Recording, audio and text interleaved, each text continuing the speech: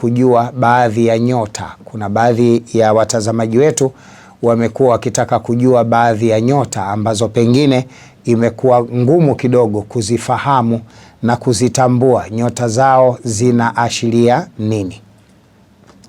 Lakini kabla hatujaingia katika kipindi hiki cha tafsiri za nyota au ijue nyota yako, kwanza ningependa kutoa maelezo mafupi ili kuondoa mkanganyiko kwa baadhi ya watu ambao wamekuwa wakipata shida juu ya swala hili.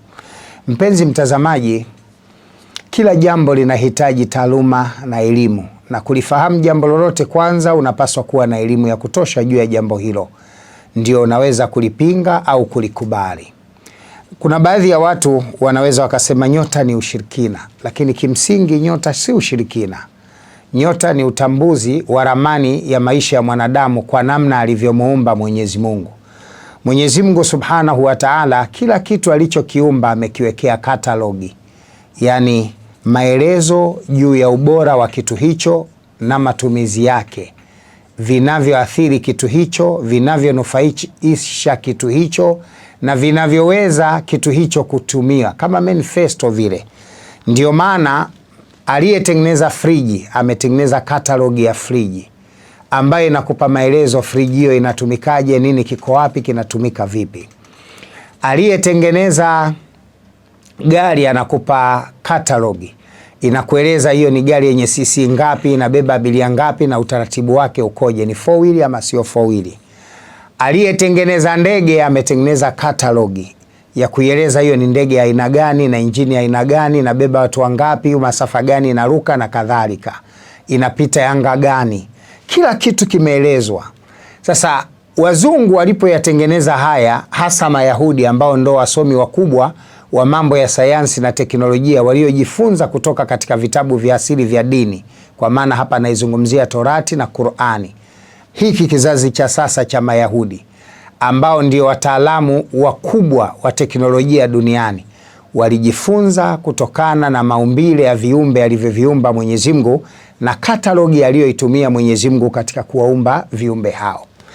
Kwa hiyo hata mwanadamu ameumbwa na katalogi yake, ametengenezewa katalogi yake kwamba mwanadamu anatakiwa aishije, vipi vizuri, vipi vibaya kwake, maisha yake yakoje, yeye ni mtu wa namna gani. Hakuna kitu Mwenyezi Mungu amekiumba hakijui mwanzo wake wala mwisho wake. Hakuna hicho kitu. Kila kitu Mwenyezi Mungu amekiumba mwanzo wake, amekiumba mwisho wake, na anajua maisha yake na utaratibu wake. Sasa nyota ni nini? Labda watu wanapata shida kusikia neno nyota kwa sababu watu wengi wameona jua nyota ni star. Sasa nyota ni nini? Kile kilichopo juu ndo maisha ya mtu? Hapana.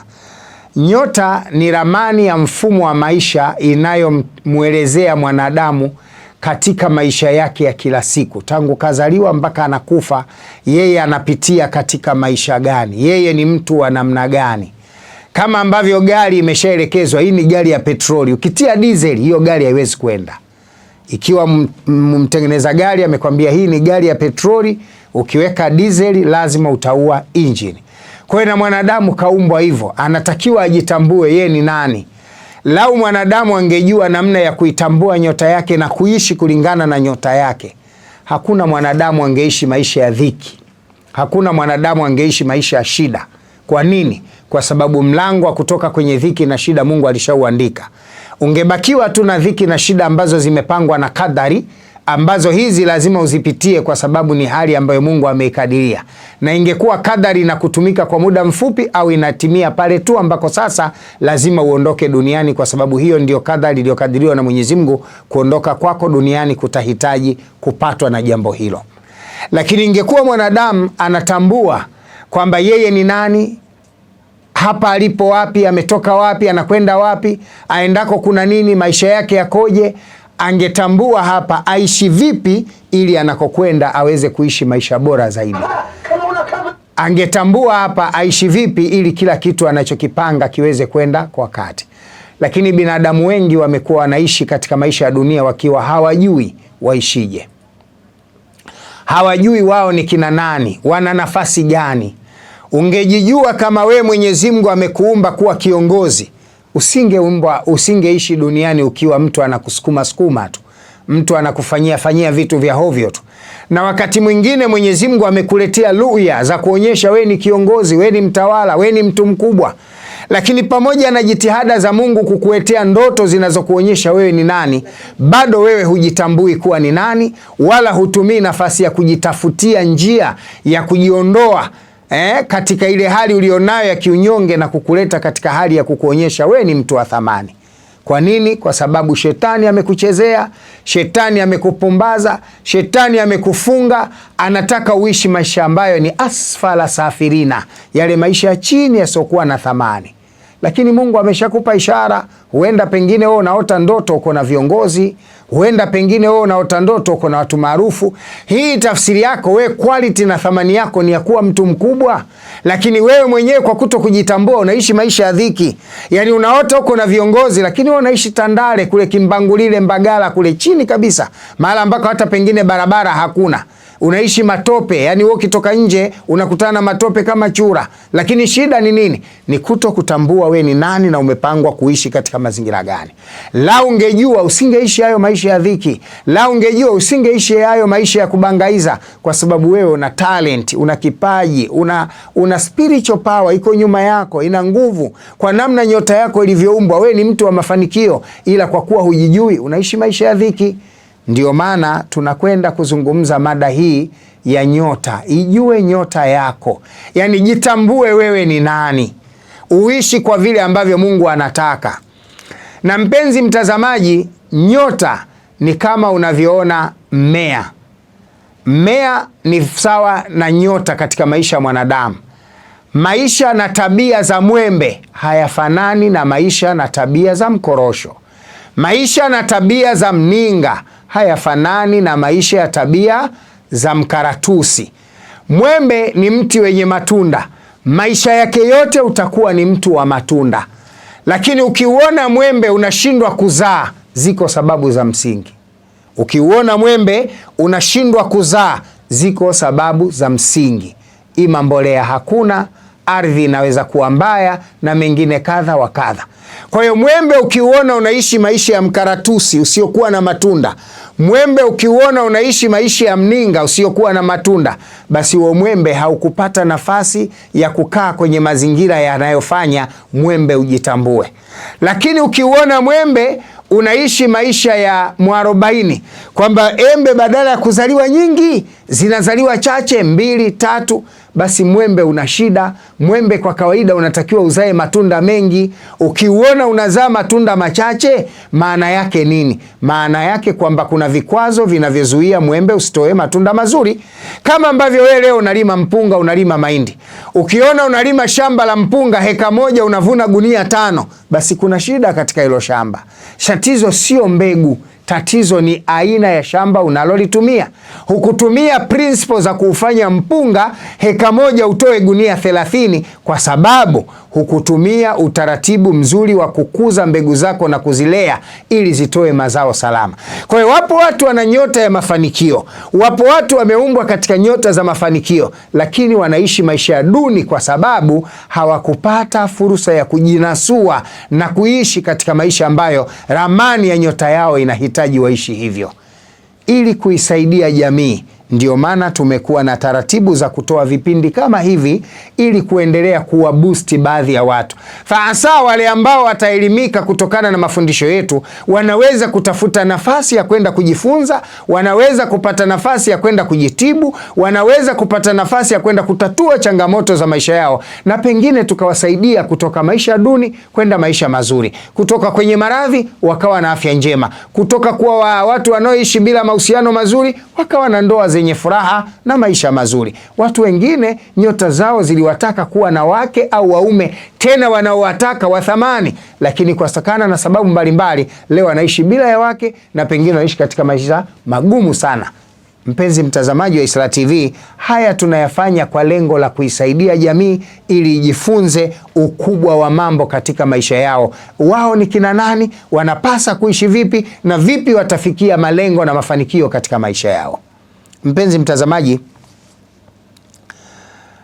baada ya maelezo haya, huenda kuna vitu unatamani kuvijua, unatamani kuvifahamu, unatamani kupata elimu ya kutosha katika maisha unayoishi kila siku. Basi wacha nikupe namba ya simu ya kwangu mwenyewe ikusaidie angalau pale unapokuwa na haja ya jambo fulani kulitambua kwa kina. Upige namba hizi za simu, utawasiliana nami ama wasaidizi wangu, itakusaidia kupata maelekezo kutoka kwangu. Na vizuri zaidi, mengi katika yanayohusiana na swala la fedha, usimtumie mtu yoyote mpaka uwasiliane na mimi mwenyewe, ili upate ushahidi kwamba kweli huyu ninayewasiliana naye na anayekwenda kutatua changamoto zangu, huyu ndiye Dr. Sule husika. Namba zangu za simu za mawasiliano ambazo utapiga na kuwasiliana nami ni 0748 800 400. Namba yangu ya simu ya kuwasiliana nami ni 0748 800 400. Kwa wale wanaoishi nje ya nchi ya Tanzania, namba hizi utazipiga kwa kuanza na kodi namba ya Tanzania ambayo kwa Kiingereza inasomeka +255 au alama ya kujumlisha 255. Ukianza na alama ya kujumlisha 255, ile sifuri inayoanza kwenye 7 utaitoa, badala yake itakuwa alama ya kujumlisha 255 748 800 400. Au unaweza kunipigia 0710 800 400. Namba hizi ukipiga zote utapata mawasiliano nami na utakuwa unaweza kuwasiliana na kujifunza vitu vingi. Ila naomba niseme, nyakati nyingi za mchana namba hizi zinapopigwa na kuwa bize kuwahudumia wagonjwa. Kwa hiyo mara nyingi inakuwa sio muda wote naweza kupokea simu. Unaponipigia simu ukanikosa, basi niachie message ya kuonyesha unahitaji kuongea nami nitajitahidi kukupigia pale ninapopata muda, hasa kwenye WhatsApp au message za kawaida, ili mradi kwamba tumepata mawasiliano ya kutosha. Mpenzi mtazamaji, wakati tukiendelea, ningependa muda huu kidogo, kwa dakika sekunde kadhaa, tupate tangazo kutoka kwa wadhamini wa kipindi hiki ambao ni Islah Islamic Dua Center. Ni kituo cha dua kilichopo hapa jijini Dar es Salaam katika barabara ya Sharif Shamba katika eneo la Ilala Bungoni. Kituo chetu kinapatikana Ilala Bungoni, mtaa wa Sharif Shamba, nyumba namba 3. Kituo cha Islah Islamic Dua Center ni kituo cha matibabu kinachotibu magonjwa ya kibiolojia na yasiyokuwa ya kibiolojia. Kumbuka kituo hiki kina aina zote za mahitaji ya kibinadamu katika kufanya uchunguzi na kubaini matatizo na kutatua changamoto inayokuhusu. Hiki ndio kituo pekee miongoni mwa vituo vingi vichache ambavyo kinaweza kufanya matibabu ya kibiolojia na yasiyokuwa ya kibiolojia, lakini kubwa, kinaweza kufanya uchunguzi wa magonjwa ya kibiolojia na yasiyokuwa ya kibiolojia katika kituo kimoja, tena kwa usahihi, ufanisi na ufasaha, na kuleta matokeo chanya baada ya matibabu kufanyika kutokana na matatizo tutakayoyagundua. Kwa hiyo ningependa dakika hii moja au muda huu mfupi tusikilize tangazo kutoka studio, kisha tutaendelea na kipindi chetu. Kumbuka, ofisi zetu za Dar es Salaam ziko wazi muda wote. Kwa wenye changamoto mbalimbali, tafadhali fika tukuhudumie. Tupo Ilala Bungoni, mtaa wa Sharifu Shamba, nyumba namba 3. Linapokuja swala la afya yako, Islah Islamic Dua Center ndio kimbilio lako. Huduma bora ni jukumu letu. Nyote mnakaribishwa. Karibu tena mpenzi mtazamaji wa Islah TV, na kumbuka tupo kuzungumzia kipindi cha Ijue Nyota Yako. Na leo tunakwenda kuzungumzia tafsiri au upana wa maelekezo juu ya nyota ya mashuke.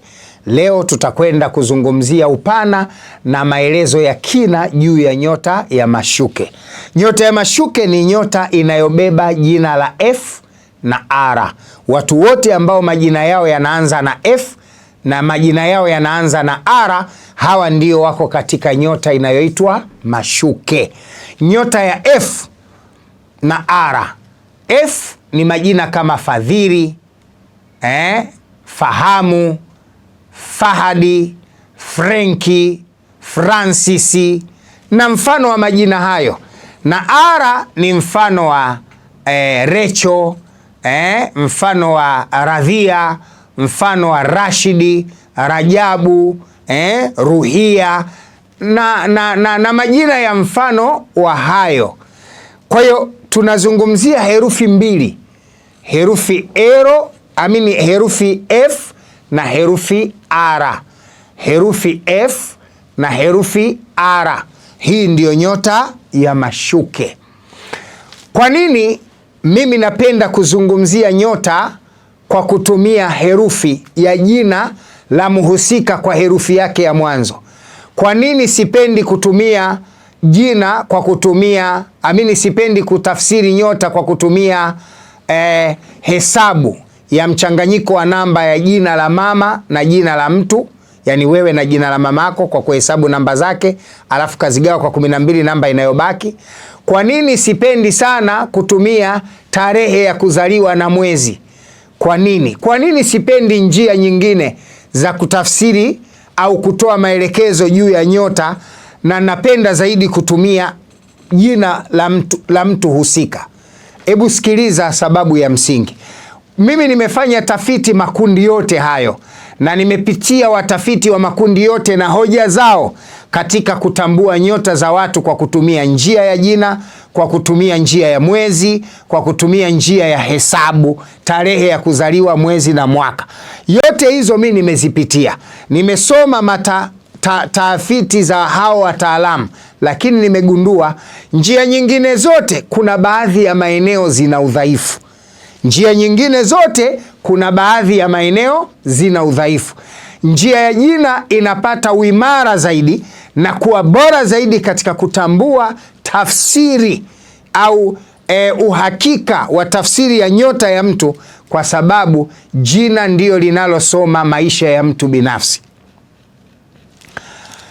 Kwa nini? Natoa mifano kwa mimea, natoa mifano kwa wadudu, natoa mifano kwa mimea na natoa mifano kwa wadudu.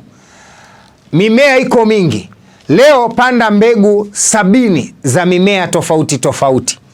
Panda mchaichai, panda mkorosho, panda mdimu, panda mwembe, panda mgomba, panda mpunga, panda muhindi na kadhalika.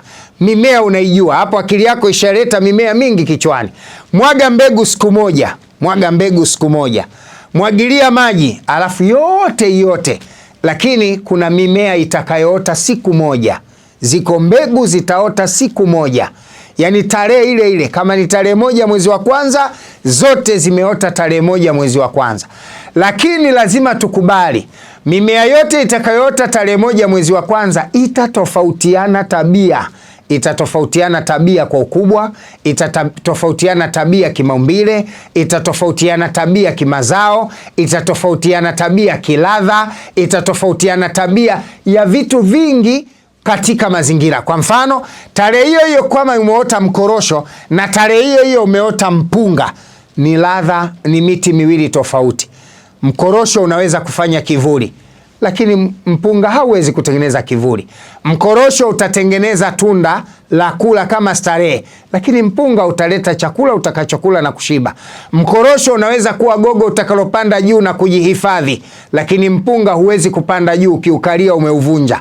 Yani kutatofautiana tabia za mmea hii miwili kwa gharama yoyote. Kwa hiyo tarehe ya kuota kwake haiwezi kubeba ramani ya miti hii kwa kufanana. Ndivyo ambavyo mama 11 waliozaa siku moja, huyu watoto wa kike, huyu mtoto wa kiume, huyu kazaa mapacha, huyu kazaa watoto watatu, hawawezi kufanana kitabia, hawawezi kufanana kimamlaka, hawawezi kufanana kinguvu, kwa sababu mamlaka ya mwembe katika ukubwa huwezi kufananisha na mamlaka ya mpunga. Mwembe unaweza kuhimili upepo, lakini mpunga hawezi kuhimili upepo. Upepo ule ule unaoangusha mwembe, pengine kwenye mwembe unaoangusha mpunga, kwenye mwembe jani tulitatikisika. Kwa nini? Kwa sababu mpunga utakuwa dhaifu, mwembe utakuwa strong. Kwa hiyo wakati watoto 10 wanadhaliwa kwa pamoja siku moja, tarehe moja, mwezi mmoja, katika wale wako watakaozaliwa dhaifu, katika wale watakaozaliwa watumishi, katika wale watazaliwa viongozi, katika wale watazaliwa mabwana, katika wale watazaliwa waungwana, katika wale watazaliwa duni, na kadhalika na kadhalika na kadhalika. Ndiyo maana tarehe moja wamezaliwa watu wengi, lakini rais anatoka mmoja tu. Taifa zima anatoka mtu mmoja tu mwenye jina hilo anakuwa rais. Haiwezekani kwa wote mmezaliwa tarehe hiyo basi mtapata uongozi wa kiuraisi, kwa sababu nyie wote mmezaliwa na tarehe anayezaliwa rais. Hapana. Kwa nini? Kwa sababu uraisi ni nyota inayotokana na yule mtu. Tarehe ya kuzaliwa ni moja, lakini mwingine atakuwa mtumishi, mwingine atakuwa mkulima, mwingine atakuwa mfanyakazi, mwingine atakuwa mfugaji, mwingine atakuwa ombaomba, mwingine atakuwa mvuta bange. Tarehe hiyo hiyo moja, na mwingine atakuwa rais, mwingine atakuwa mkurugenzi, mwingine atakuwa mfanyabiashara. Tarehe hiyo hiyo moja. Kwa nini wanatofautiana? Kwa sababu nyota haitazami tarehe ya kuzaliwa. Nyota inatazama lile jina la mtu aliyopewa, ndio litabeba ramani na thamani ya maisha yake. Kwa muktadha huu kwa muktadha huu ndio maana mimi naamini zaidi tafsiri ya ndoto kwenye nyota.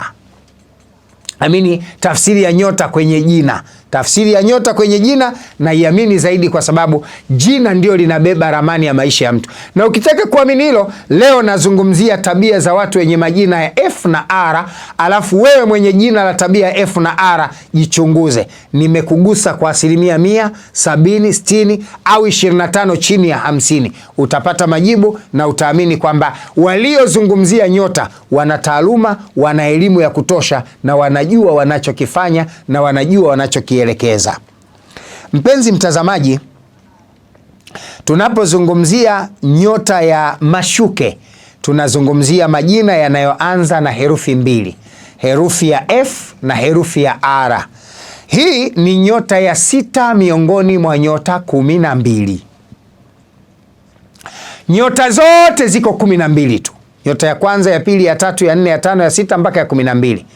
Kama unavyoona miezi iko 12.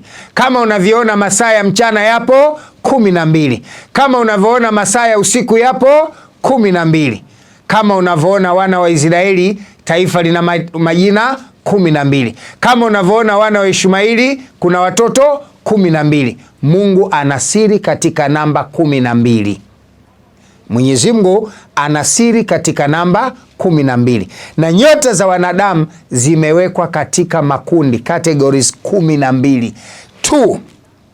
Sasa hii nyota ya mashuke ndiyo nyota ya 6, ndiyo nyota ya mwisho katika kundi la kwanza la nyota 12. 6 za kwanza, hii ndiyo nyota 6 za mwanzo, na hii ndiyo ya 6 katika hizo nyota 12, ambayo nyota ya kwanza ni nyota ya punda, nyota ya pili ni nyota ya ng'ombe, zinakwenda hivyo, nyota ya tatu, nyota ya 4, nyota ya 5 mpaka nyota ya 6 inakuwa nyota ya mashuke, ambayo nyota ya mashuke inabeba jina la F na R. Kwa wale wote wenye majina yanayoanza na F na majina yanayoanza na R, ambao mara nyingi mmekuwa mkiniuliza na kutaka kujua nyinyi nao tabia zenu kinyota zikoje, mfanye kazi gani, maisha yenu yakoje, nyinyi ni madhaifu au si madhaifu, nyinyi ni matajiri au si matajiri, nyinyi mna uchumi mgumu au hapana. Leo ndio nafasi yako ya kutambua watu wenye majina ya F na R wana maana gani. Lakini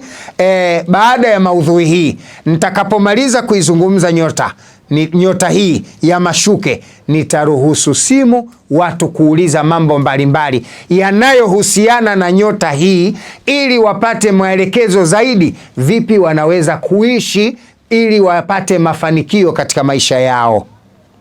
Na hapo utatumia namba ya simu ya 0748800400.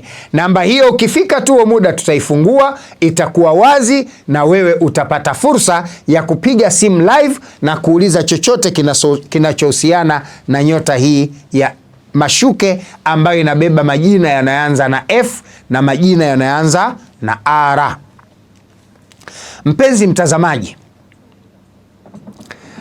nyota ya mashuke ni nyota ya 6 miongoni mwa nyota 12. Nyota hii asili yake ni udongo. Nyota zimegawika katika makundi manne. Kuna nyota ziko kwenye kundi la udongo, kuna nyota ziko kwenye kundi la maji, kuna nyota ziko kwenye kundi la upepo, na kuna nyota ziko kwenye kundi la moto. Nyota zilizo katika kundi ya moto na upepo, hizi ni nyota za kiume. Hata kama mhusika atakuwa na jina la kike, hata kama ana jinsia ya kike, lakini hizi ni nyota za kiume. Nyota zote za upepo na moto asili yake ni nyota za kiume. Kwa hiyo hata kama mhusika ana jinsia ya kike, atakuwa na nyota ya kiume na atakuwa na tabia za kiume. Nature yake atakuwa na tabia za kiume: utawala, usimamizi, ubabe, uongozi, kujiamini, kusimamia, kupambana, ataviweza kwa sababu nyota yake itakuwa ni nyota ya kiume. Na nyota za kike ni zile zenye majina yanayoanza ni nyota zilizo katika kundi la maji na kundi la udongo. Kwa hiyo wale wote walio katika majina yanayoanza na F na R ambaye ni nyota ya udongo, hawa wako katika kundi la nyota za kike. Na kitabia, hata kama wana jinsia za kiume, yako mambo nature yao watakuwa na tabia za kike. Kwa nini? Kwa sababu ni miongoni mwa tabia za kinyota ambazo huwezi kuziondoa katika maumbile yao. Na ili unielewe ninachosema na kwenda mbele tutaelewana. Usipaniki. Usije ukasema yani si wanamume tu na tabia za kike, ndio maumbile. Huwezi kuzuia. Mungu keshaumba hivyo. Na hata kama wanawake wenyewe wako katika nyota watakuwa na hizo tabia. Na kuamini hili, ngoja tuende mbele, utakuja kujichunguza. Na kuna watu watasema, dokta, umenizungumza vile nilivyo, bila kujali yeye ni mwanamume au ni mwanamke, kwa sababu nyota inakubeba katika ramani ya maisha yako. Mpenzi mtazamaji, nyota hii ya mashuke ambayo inabeba majina yanayoanza na herufi ya F na R ni nyota ya kiume, ni nyota ya kike, asili yake ni udongo. Siku yao ya bahati hawa ni siku ya Jumatano. Yaani siku ya bahati ya watu wenye majina ya F na R ni siku ya Jumatano. Hata wanapotaka kuanzisha jambo, wakilianzisha siku ya Jumatano, jambo hilo huwa lina mafanikio zaidi na linaweza kudumu kwa muda mrefu bila ya kufa, kwa sababu ni jambo linaloanza katika siku yao ya bahati. Namba yao ya bahati ni 5. Hawa ni watu wenye namba ya bahati ya 5. Namba yao ya bahati ni namba 5. Sayari inayotawala nyota hii ni sayari ya Mercury, ndiyo sayari yao ama Uthalidi.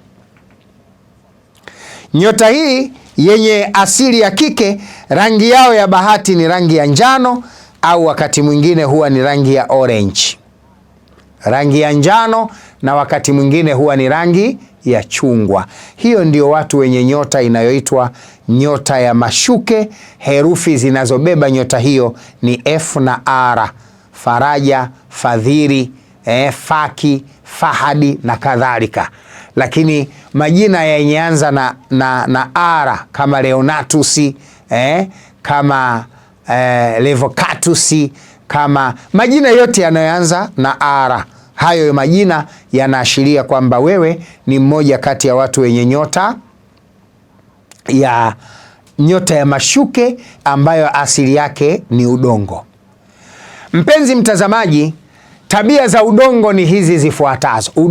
Udongo una tabia ifuatayo. Ukipata maji una mbolea nyingi, una rutuba nyingi, unatoa mazao na mafanikio makubwa. Ukipata jua kali unapoteza rutuba, unapoteza mavuno. Kwa hiyo watu wenye nyota hii wana tabia mbili. Ni watu wanaopitia maisha ya mafanikio na misukosuko katika maisha yao yote. Yaani watu wenye majina ya F na R wakijichunguza, hawana kanuni ya mafanikio ya moja kwa moja. Tangu kazaliwa na mpaka anakufa maisha yake ni mafanikio, hajapitia misukosuko. Nyota hii hata kama anamiliki mali nyingi, uko wakati atapitia misukosuko mpaka asahau kuwa ana mali. Kwa nini? Kwa sababu ni watu ambao wanapitia vipindi vigumu na vizuri. Yaani ana kipindi kizuri, ana kipindi kigumu. Ana kipindi kizuri, ana kipindi kigumu. Na mara nyingi watu wenye nyota hii hupitia zaidi katika kipindi cha maisha mazuri, lakini hupata muda mfupi wa maisha magumu ambao huwa unasahaulisha hata yale maisha mazuri aliyopitia kwa kipindi kilichopita. Kwa nini? Kwa sababu hupitia maisha magumu sana. Watu wenye nyota hii katika ndoa na mahusiano wanapitia maisha magumu na vipindi vigumu wakati fulani. Watu wenye nyota hii katika uchumi wanapitia maisha magumu katika kipindi fulani. Watu wenye nyota hii kiafya wanapitia maisha magumu katika kipindi fulani. Watu wenye nyota hii wanapitia maisha magumu kwenye furaha katika kipindi fulani. Yani watu ambao wanaishi 50-50, maisha ya magumu, shida na kadhalika, na wakati mwingine furaha na raha huwa zinatawala. Watu wenye tabia wenye nyota ya F na R, majina yenye F na R, watu wenye nyota ya mashuke pia wanazo tabia za kimaumbile za jumla. Tabia za kimaumbile za jumla. Tabia ya kwanza, watu wenye nyota hii ni watu wenye tabia za kubadilika badilika. Yani ni watu vigeugeu. Mtu yeyote mwenye jina la F na R ni kigeugeu, watata fulani. Yani maisha yao ni watata, vigeugeu. Yani F na R halinaga mjadala, ni watata na vigeugeu. Yani kubadilika badilika. Yani wao wako kama shilingi, huku mwenge huku kichwa.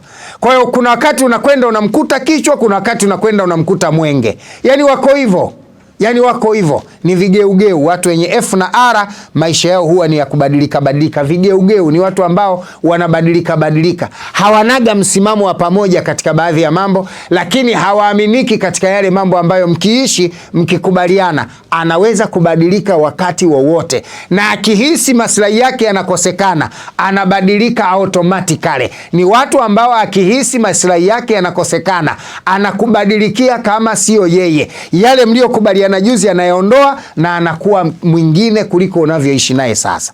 Hiyo inamaanisha nini? Hiyo inamaanisha kwamba watu wenye kubadilika badilika ama vigeugeu. Watu wenye nyota ya mashuke, majina yenye F na R yanayoanza na herufi ya F na R ni watu wenye tabia ya kuyatazama mambo katika mtazamo wa mafanikio. Kwanza wao wanaangaliaga mafanikio tu. Yani akifanya jambo lolote, akiwa na mtu yoyote, akiwa katika eneo lolote, anachotanguliza kwanza mafanikio. Yani yeye huwa hakubali kufanya jambo au kujoin na mtu ambaye hayaoni kwa macho mafanikio yake yajayo. Ni mtu ambaye anatazama sana mafanikio, na ni mtu ambaye ni mselfish. Anapenda mafanikio kwanza ya kwake. Kwa nini? Kwa sababu kitabia hawa ni walezi. Kitabia watu wenye nyota hii ni walezi. Tutaona mbele. Kitabia watu hawa ni watu wanaotegemewa na familia, wanaotegemewa na jamii, wanaotegemewa na watu. Ni watu ambao chao huwa hawali wenyewe. Mara nyingi chao huwa kinaliwa na wengi, na hawaonagi shida kukitumia pale inapobidi. Lakini ili wafanikiwe hayo, wanalazimika kukusanya, wanalazimika kulinda maslahi yao kwanza kabla ya maslahi ya wengine. Kwa hiyo anapotumbukia kwenye jambo lolote, kitu cha kwanza anatazama maslahi yake binafsi.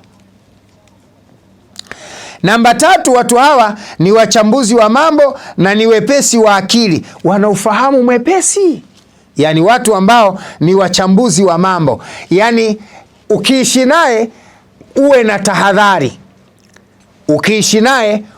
Uwe na tahadhari. Ni watu wa kujiongeza sana.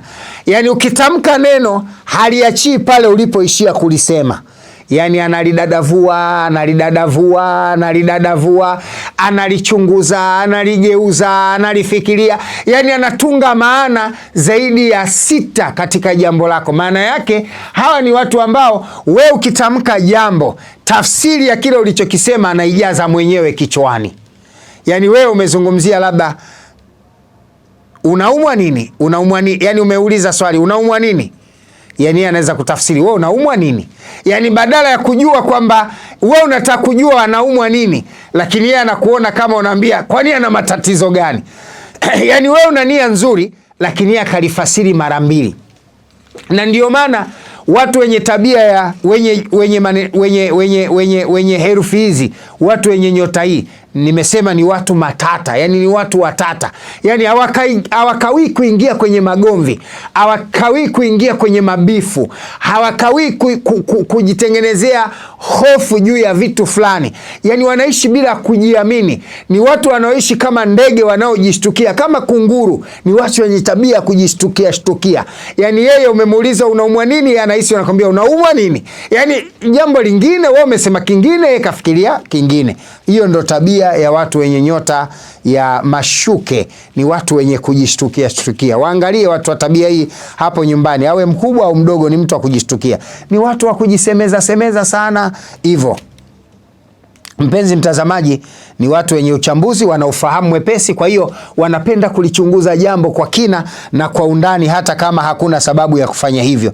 Yani huwa hawalipokei neno kisha wakalifasiri kwa maana ya aliyeleta, bali hulidadavua na kulifanyia kazi kwa kiasi kikubwa. Watu wenye nyota hii pia wana sifa ya kuwa ni watu makini sana. Nikisema makini ndio ile unasema, ukisema neno yeye haliachi pale, ukifanya action ya vitendo yeye haiachi pale. Hata unaweza ukachukua kalamu tu kaweka juu ya meza yake, yeye akajiuliza kwa nini alibeba kalamu yake akaweka mezani kwangu. Unaweza tu kufika mahala ukaacha viatu mahala ndala zako kwenye mlango, yeye akaanza kujiuliza kwa nini aliacha kanda mbili zake hapa kwenye mlango wangu. Yani ni watu wenye kujishtukia, watu wanaoishi kama kunguru, watu wenye mashaka. Kwa nini? Kwa sababu ni watu makini sana, yani watu wanaochunguza sana. Lakini sio hiyo, upande wa pili ni watu ambao kila jambo wanalifanya kwa umakini mkubwa, yani wanatamani kuliona mwisho wake na mafanikio yake. Ndio maana nimesema kila anachokifanya anatamani kuona maslahi yake kwanza kabla ya chochote. Kwa wanakuwa makini kwenye maamuzi, hawakurupuki katika maamuzi. Ni watu wasiokubali kushindwa. Watu wenye nyota hii hawapendagi kushindwa, ni wabishi.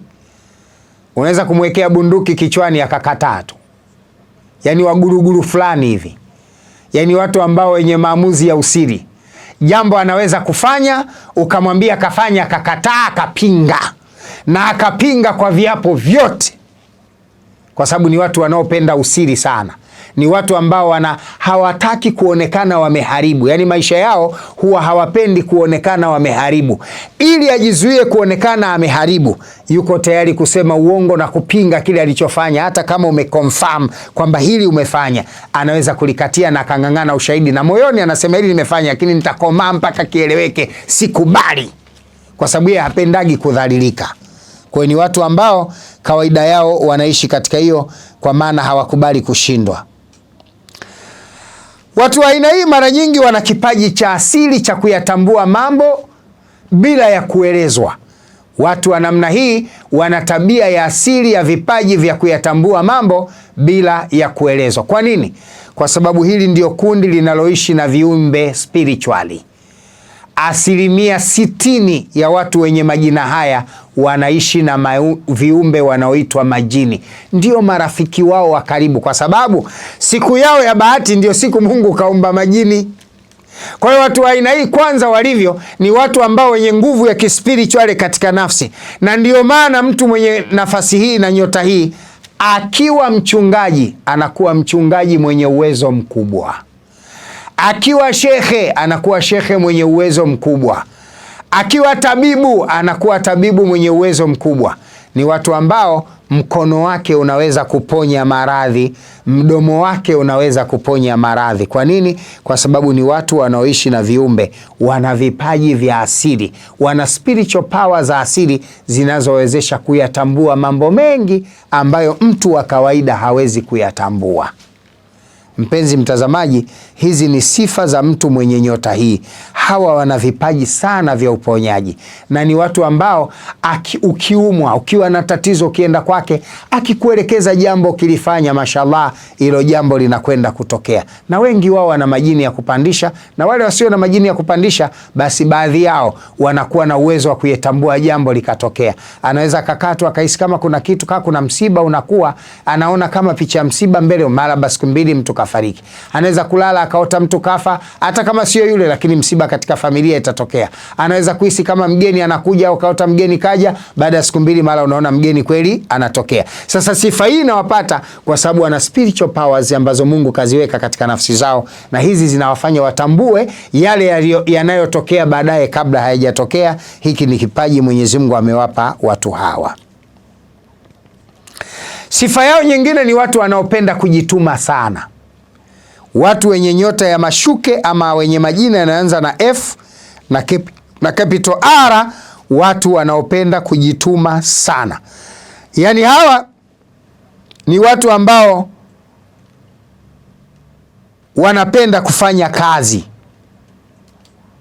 Wanapenda sana kufanya kazi. Ni watu ambao ni wanabidii katika kazi. Otherwise wawe na matatizo mengine, lakini kama yuko physically fit, ni watu ambao wanapenda kufanya kazi. Na ni wachakarikaji kwa sababu ni watu ambao wanapenda kufanya kazi yoyote ile. Yani wako tayari kufanya kazi yoyote, wako tayari kujituma. Akiwa mantilie yanafanya, yani hawachaguagi kazi. Watu ambao Mungu kawaumba ni watu wanaopenda kufanya kazi sana. Lakini watu hawa wana sifa nyingine ngumu kidogo na mbaya, mtaniwia radhi. Ni watu ambao wana kazi ya kuyalinda mapenzi sana. Yani hawa watu wana kazi ya kuyalinda mapenzi sana. Yani yeye akiingia kwenye mapenzi, yeye ndo anakuwa mlinzi wa mapenzi. Yani ni mtu ambaye anayengaenga mapenzi, hatakagi kuachwa, hatakagi kutengwa, hatakagi kuumia. Yani bora aumie, lakini mpenzi wake asimchomoke. Kwa maana nyingine, wanamume wenye wanawake wenye nyota hii na wanawake wenye wanamume wenye nyota hii wamepata watu ambao wanaweza kuyalinda mapenzi, kuyasimamia mapenzi. Yani ni watu ambao wanajenga mapenzi. Wabishi, lakini ni watu ambao wanaweza kulinda mapenzi. Kwenye swala mapenzi wanakuwa wadhaifu sana. Ni watu ambao anaweza kuyalinda mapenzi kwa gharama yoyote. Yani anaweza kuyanunua mapenzi kwa gharama yoyote. Anaweza kuyahifadhi mapenzi kwa namna yoyote, na yuko tayari kumlinda mpenzi wake kwa gharama yoyote. Hayuko tayari kuyaacha mapenzi yaelele au mtu ampotezee mapenzi yake. Mpenzi mtazamaji, ikiwa unatamani zaidi kupata maelezo juu ya nyota na mengine katika maisha yanayokusumbua, unaweza kunipigia simu ili tupate kujifunza vitu vingi. Hii ni moja tu kati ya vitu vichache tumekuwa tukivifundisha na kuvieleza.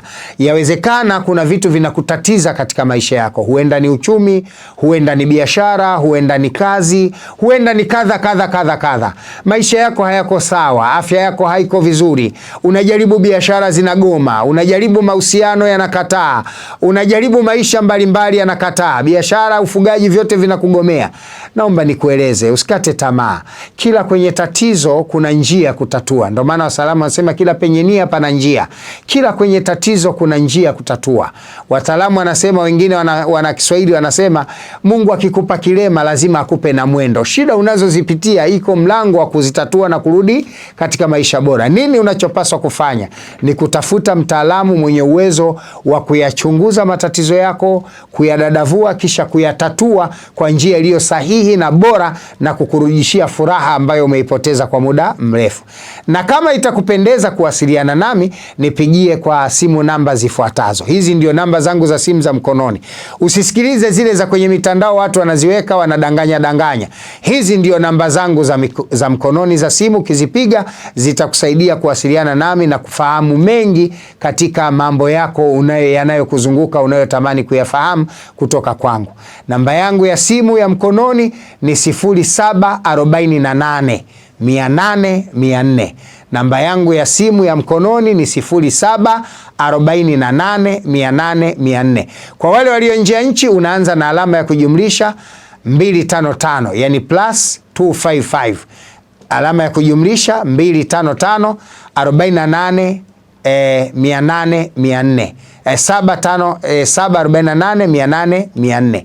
Alama ya kujumlisha 255 748 800 400 au 0710 800 400. 0710 800 400. Pia unaweza ukiwa nje ya nchi ukaanza na alama kujumlisha ambayo ni 25, alama kujumlisha 255 710 Namba hizi zitakufanya uwasiliane nami moja kwa moja na kupata mengi kutoka kwangu na kujifunza mengi kutoka kwangu. Mpenzi mtazamaji, baada ya muda mfupi tutakwenda kusikiliza tangazo kutoka kwa wadhamini wetu ambao ni Islah Islamic Dua Center, kituo cha tiba kilichopo jijini Dar es Salaam, Ilala Bungoni, barabara ya Sharif Shamba, nyumba nambari 3. Watu wengi wanafaidika, watu wengi wanatatua changamoto zao, afya zao zinarudi sawa, uchumi unakaa sawa, maradhi yanaondoka, furaha imerejea, majonzi na machozi yamefutika walipofika Islah Islamic Dua Center. Tunatoa huduma ya magonjwa ya kibiolojia na soko kibiolojia. Tunapima, kisha tunachunguza na baadaye tunatoa tiba.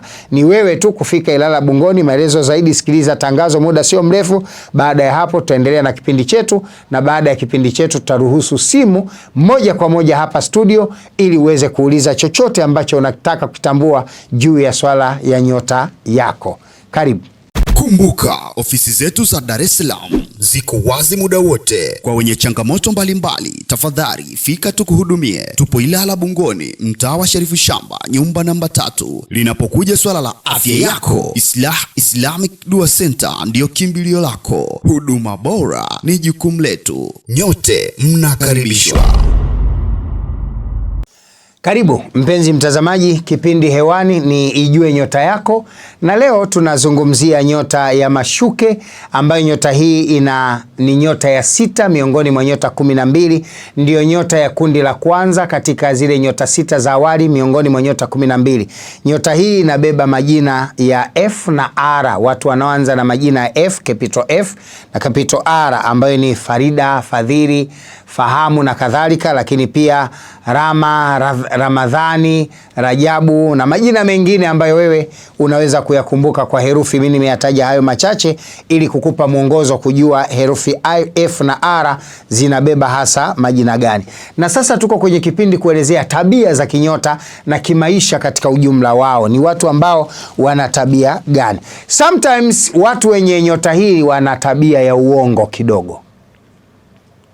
Sometimes watu wenye nyota hii wana tabia ya uongo kidogo. Yani anaweza kutumia uongo anapotaka kushawishi jambo likubalike. Wanaweza kuwa hivyo.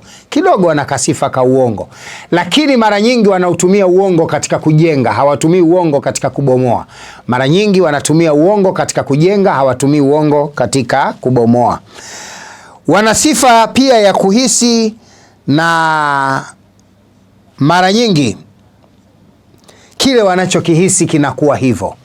Wana sifa ya kuhisi mambo, na mara nyingi kile wanachokihisi kinakuwa hivyo. Yani watu kama watabiri hivi.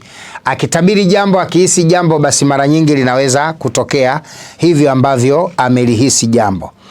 Ni watu wenye akili.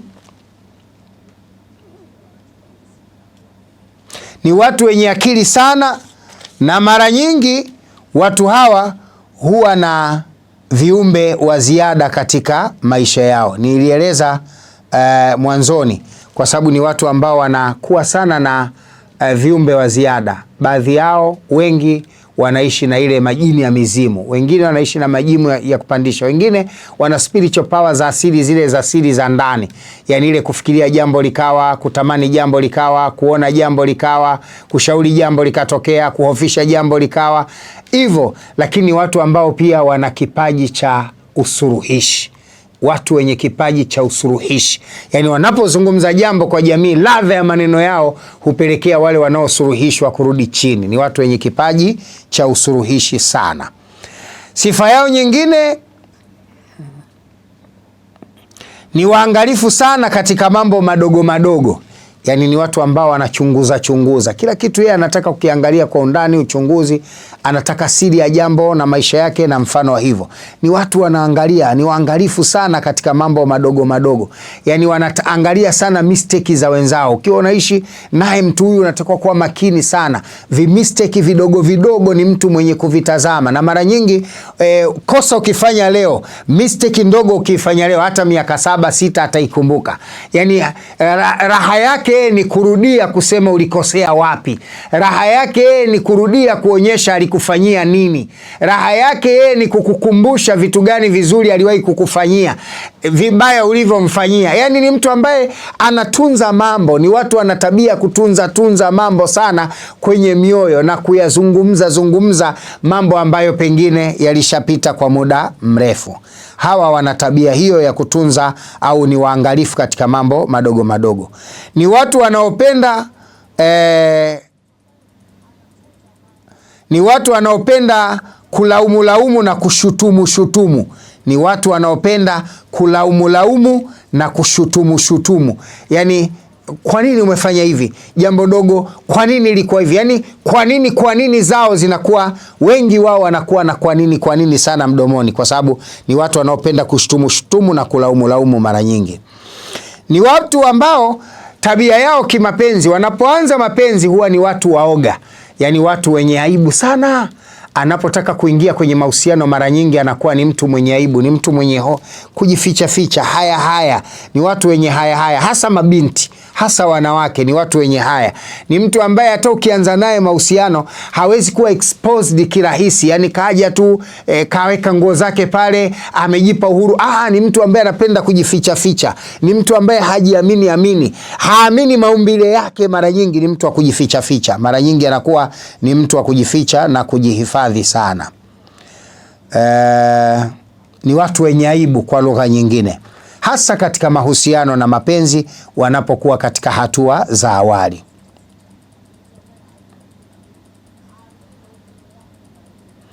Nimesema mwanzo, hawa ni watu wenye tabia ya kujishtukia na wasiwasi. Wana tabia ya kujishtukia na pia ni watu wenye wasiwasi, hofu nyingi katika vitu vingi. Watu wa hofu, hata kama kuna jambo linataka kuzungumzwa, kitu kwenye kikao, yeye anahisi ndio tatizo, yeye ndio mwenye jambo. Akiwa kwenye, hata wewe kama mkeo au mmeo umemwita, mimi leo, ukampa tu taarifa kwamba mimi leo nataka kuzungumza na wewe jioni, yani yeye ataishi na wasiwasi hiyo siku. Nataka kuambiwa nini? Kuna jambo gani nimeharibu? Kuna kitu gani kimetokea? Na mfano wa vitu vivyo. Kwa hiyo ni mara nyingi ni watu wa hivyo, lakini sifa yao kubwa watu hawa ni watu waaminifu kwenye mapenzi. Ni watu waaminifu sana kwenye mapenzi, na pale anapokosea akachiti, basi akirudi nyuma huwa anajuta sana. Ni mtu ambaye mara nyingi ni waaminifu kwenye mapenzi. Ni watu ambao wanapenda kuishi na uaminifu kwa sababu wanaogopa sana kupoteza mpenzi. Wanakuwa na hofu ya kuanzisha mahusiano mapya, na hofu yao kubwa ni ile aibu ya kuanza mahusiano mapya baada ya kupoteza mahusiano ya kwanza. Wana tabia ya wivu sana. Wanawake kwa wanamume wenye sifa hii wana wivu mpaka wamepitiliza. Yani wana wivu, watu wenye nyota hii wana wivu sana. Yani wao ni watu wanaishi kwa wivu sana. Wana wivu sana watu wenye nyota hii. Na kutokana na kuwa ni watu wenye wivu sana, ndio maana wanapenda kulalamika sana kwenye swala la mapenzi na mahusiano. Wanapenda kulalamika sana kwa sababu wana wivu sana. Ni watu wenye tabia ya kutazama makosa ya wenzao mara kwa mara. Ni watu wenye tabia ya kutazama makosa ya wenzao mara kwa mara, wafuatiliaji. Baadhi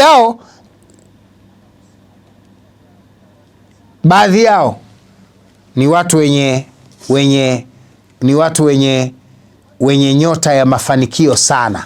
Ni watu wenye nyota yani watu wenye nyota hii, sio baadhi yao, watu wenye nyota hii ni watu wenye mafanikio sana kiuchumi. Ni watu ambao vitu vingi katika masuala ya nyota kiuchumi, ni watu wenye mafanikio makubwa. Kwa sababu kwanza wanabidia kazi, ni watu wenye mafanikio makubwa, ni watu wanaojipenda, ni watu wanaosimama katika utafutaji wa maisha. Watu wenye nyota hii wanafaa kufanya kazi gani? Watu wenye nyota hii mara nyingi wanafaa kufanya kazi za uchapaji, masekretari. Watu wenye nyota hii wanafaa kufanya kazi za utangazaji kwa sababu ni charming, wasemaji kidogo. Watu wenye nyota hii wanafaa kufanya kwenye kazi za afya. Watu wenye nyota hii wanafaa kufanya kazi za udaktari kama vile uuguzi, udaktari. Lakini pia ni watu wenye uwezo wa kuwa viongozi. Ni watu wana uwezo mkubwa wa kuwa viongozi. Watu wenye nyota hii ni watu wenye uwezo mkubwa wa kuwa viongozi. Wanafaa kuwa viongozi. Na mara nyingine akiwa kiongozi anakuwa ni kiongozi ambaye shida yake kidogo anakuwa na ile kubadilika. Yani leo unamkuta wa moto, kesho umemkuta kapoa. Wanakuwa na tabia hizo za kubadilika. Lakini sifa kubwa nzuri zaidi, watu wenye nyota hii wana sifa ya kuwa wafanya biashara, tena biashara yoyote. Narudia hicho kipande. Watu wenye nyota hii wanafaa kuwa wafanya biashara, wana sifa kubwa ya kuwa wafanya biashara, tena wanafaa kufanya biashara yoyote. Yani huyu kama una biashara yako ukimtanguliza mbele, biashara haifi, hata ikiumba lakini haitakufa, kwa sababu ana nyota ya kufanya biashara. Ni nyota nzuri sana ya kibiashara, wana mvuto wa kibiashara, wana mvuto wa kupendwa na watu katika biashara, sababu wana spiritual power nyuma yao. Kumbuka nilishasema wana spiritual power nyuma yao, wana nguvu ambayo inawezesha kufanya watu kuwapenda katika mazingira yasiyokuwa ya kawaida. Lakini pia wanafaa kuwa makatibu au watendaji. Ni watu wanafaa sana kuwa makatibu au watendaji katika shughuli mbalimbali. Yani viungo wale watendaji katika shughuli mbalimbali. Ni wana sifa hiyo. Watu wenye nyota hii siku yao ya bahati nimesema ni siku ya Jumatano, na fusho au vumba inayofaa kuiactive ile nyota yao na kumfanya muda wote awe wa thamani, kila inapofika Jumatano saa 1 asubuhi mpaka saa 2 asubuhi, ajitahidi sana kuwa na manukato ama uvumbe unaoitwa kachiri. Kuna vumba au dawa inaitwa kachiri, unachoma, lakini awe yamekaa katika eneo ambalo ima limetandikwa kitambaa cha rangi ya orange au machungwa au kitambaa cha rangi ya njano, au amekaa katika eneo ambalo amevaa mavazi ambayo yana rangi ya njano sehemu kubwa katika mwili wake, anachoma. Naomba wale watumishi wanasimamia sayari ya Mercury, ambao kiasili ndio wanaotumikia watu wa nyota hii au wanaotumikia kipaji cha watu wenye nyota hii, wanaweza kuwa rahisi zaidi kwenda kufungua milango ya mafanikio. Na maombi yake hapa huwa yanakuwa na nguvu, kwa sababu kuna viumbe wanaishi katika hii sayari, majini na malaika, ambao humuomba Mungu vitu mbalimbali. Maombi yake anapoyapitisha hapa, mara nyingi yanakuwa mepesi na makusudio yake yanaweza kufanikiwa kwa wakati. Hii ndiyo nyota ya Mashuke, nyota inayobeba herufi R na herufi F, ambayo mara nyingi watu hawa siku yao ya bahati ni siku ya Jumatano. Namba yao ya bahati ni namba 5. Rangi yao ya bahati ni rangi ya njano. Asili ya nyota yao ni nyota ya udongo, na hii ni moja kati ya asili ya nyota za kike. Hii ndiyo nyota ya 6 miongoni mwa nyota 12 ambazo mwanadamu au wanadamu wanaishi katika nyota hizo. Mpenzi mtazamaji, hapa tutakuwa tumeishia kuizungumzia nyota hii kwa ufupi.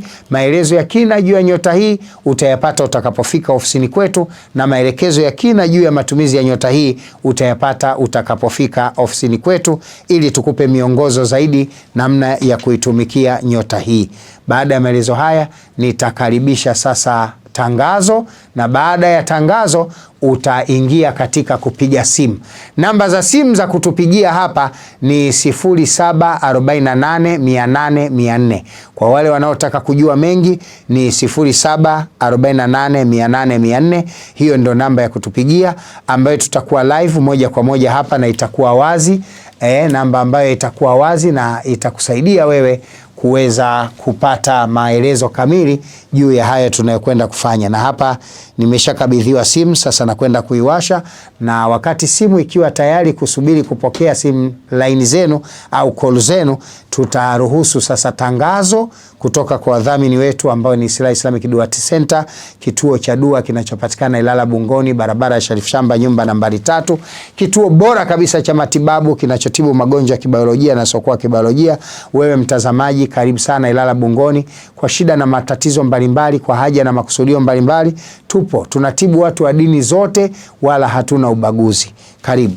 Kumbuka, ofisi zetu za Dar es Salaam ziko wazi muda wote. Kwa wenye changamoto mbalimbali, tafadhali fika tukuhudumie. Tupo Ilala Bungoni, mtaa wa Sharifu Shamba, nyumba namba 3. Linapokuja swala la afya yako, Islahi Islamic Dua Center ndio kimbilio lako. Huduma bora ni jukumu letu. Nyote mnakaribishwa.